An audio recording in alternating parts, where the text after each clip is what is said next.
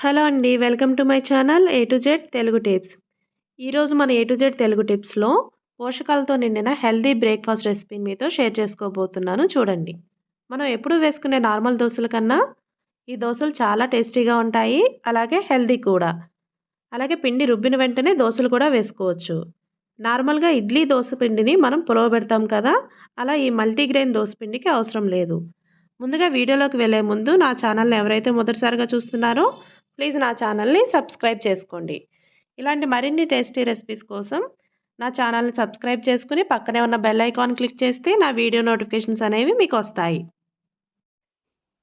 ముందుగా మల్టీగ్రెయిన్ దోసపిండి కావాల్సినవి ఏమిటో చూద్దాం. ఒక బౌల్ తీసుకుని ఒక కప్పు మినపగుళ్ళు తీసుకున్నాను. అలాగే పచ్చిశనగపప్పు హాఫ్ కప్, ఎర్ర కందిపప్పు హాఫ్ కప్, అలాగే పెసలు హాఫ్ కప్. మీ దగ్గర పెసలు అందుబాటులో లేకపోతే పెసరపప్పును కూడా వాడుకోవచ్చు. అలాగే సగ్గుబియ్యం కూడా ఒక అరకప్పు తీసుకున్నాను. ఈ సగ్గుబియ్యం వేయడం వలన పిండికి మంచి జిగురు అనేది వస్తుంది. అలాగే కందిపప్పు ఒక అరకప్పు. అలాగే రైస్ కూడా ఒక అరకప్పు తీసుకున్నాను. నేను నార్మల్ రైస్‌ని తీసుకున్నాను. బ్రౌన్ రైస్ కూడా వాడుకోవచ్చు. మీ దగ్గర రైస్ ఏది అవైలబుల్‌గా ఉంటే అది వాడుకోండి. తర్వాత మెంతులు ఒక స్పూన్. మెంతులు వేయడం వల్ల దోసలు మంచి కలర్ అనేది వస్తుంది. అలాగే మెంతులు మన హెల్త్‌కి కూడా చాలా మంచిది. ఇవన్నీ తీసుకున్నాక ఒక 2, 3 టైమ్స్ వాటర్‌లో వాష్ చేసుకోవాలి ఈ పప్పులన్నింటిని. మళ్ళీ కొద్దిగా వాటర్ అనేది పోసుకొని నానబెట్టుకోవాలి. ఒక 5, 6 గంటలు నానబెట్టుకుంటే సరిపోతుంది. ఒకవేళ మీరు మార్నింగ్ బ్రేక్‌ఫాస్ట్‌లో గనక ఈ రెసిపీ చేసుకోవాలనుకుంటే నైట్ నానబెట్టుకోండి. అలాగే ఈవినింగ్ బ్రేక్‌ఫాస్ట్ అయితే గనక మధ్యాహ్నం నానబెట్టుకుంటే సరిపోతుంది.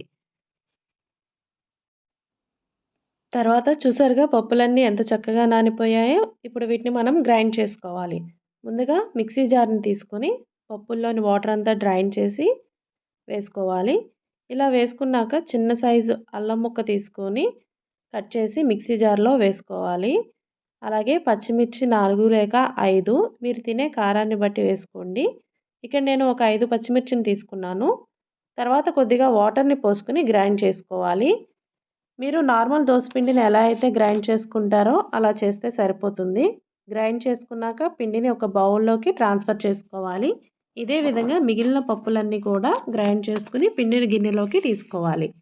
ఇలా మొత్తం పిండిని గిన్నెలోకి తీసుకున్నాక రుచికి సరిపడా ఉప్పు వేసుకొని అలాగే కొద్దిగా నీళ్లు పోసుకొని పిండిని బాగా కలుపుకోవాలి. పిండి కన్సిస్టెన్సీ అనేది నేను వీడియోలో చూపించిన విధంగా ఉంటే సరిపోతుంది. పిండి ఈ విధంగా ఉంటే దోసలు కూడా చాలా బాగా వస్తాయి. ఇప్పుడు స్టవ్ ఆన్ చేసుకొని దోస ప్యాన్ పెట్టుకొని ప్యాన్ హీట్ అయ్యాక ఒక స్పూన్ ఆయిల్ వేసి టిష్యూ పేపర్తో ఒకసారి ఆయిల్ అంతా ప్యాన్కి మొత్తానికి అయ్యేటట్టుగా రుద్దుకోవాలి. ఆ తర్వాత ఆనియన్తో ఒకసారి రుద్దుకుంటే దోసలు పోసేటప్పుడు పిండి అనేది ప్యాన్కి అంటుకోకుండా ఈజీగా వస్తుంది. ఇలా చేసుకున్నాక గరిటెతో దోస పిండిని తీసుకుని ప్యాన్ మీద వేసి ఈ విధంగా దోసని రౌండ్గా వేసుకోవాలి. ఇలా వేసుకున్నాక కొద్దిగా ఆయిల్ వేసుకున్నాక చుట్టూ కొంచెం కదుపుతూ ఉంటే దోస ఫ్లిప్ చేసేటప్పుడు విరగకుండా వస్తుంది. ఇలా ఒకవైపు కాలిన తర్వాత దోసని తిరిగేసి రెండో వైపు కూడా కాలనివ్వాలి. చూస్తున్నారుగా దోస ఎంత మంచి కలర్‌లో వచ్చిందో. ఇలా రెండు వైపులా కాలిన తర్వాత దోసని ప్లేట్‌లోకి తీసుకొని మంచి చట్నీతో గనక తింటే టేస్ట్ అనేది అదిరిపోతుంది. మీరు కూడా ఇలా హెల్తీ అండ్ టేస్టీ రెసిపీని ట్రై చేయండి. చాలా ఈజీగా కూడా ఉంటుంది ఈ రెసిపీ అనేది. ఈ మల్టీగ్రెయిన్ దోస రెసిపీ నచ్చి మీలో ఎవరైనా ట్రై చేస్తే టేస్ట్ ఎలా ఉంది అనేది నాకు కమెంట్‌లో చెప్పండి. అలాగే ఈ హెల్తీ రెసిపీని మీ ఫ్రెండ్స్ అండ్ ఫ్యామిలీ మెంబర్స్‌కి కూడా షేర్ చేయండి. ఈరోజు వీడియో కనుక మీకు నచ్చినట్లయితే ఇలాంటి మరిన్ని హెల్తీ అండ్ ఇంట్రెస్టింగ్ రెసిపీస్ కోసం నా ఛానల్‌ని సబ్స్క్రైబ్ చేసుకోండి. పక్కనే ఉన్న బెల్ బటన్‌ని క్లిక్ చేస్తే నేను పెట్టే వీడియోస్ నోటిఫికేషన్స్ అనేవి మీకు వస్తాయి. Thanks for watching. Please subscribe my channel.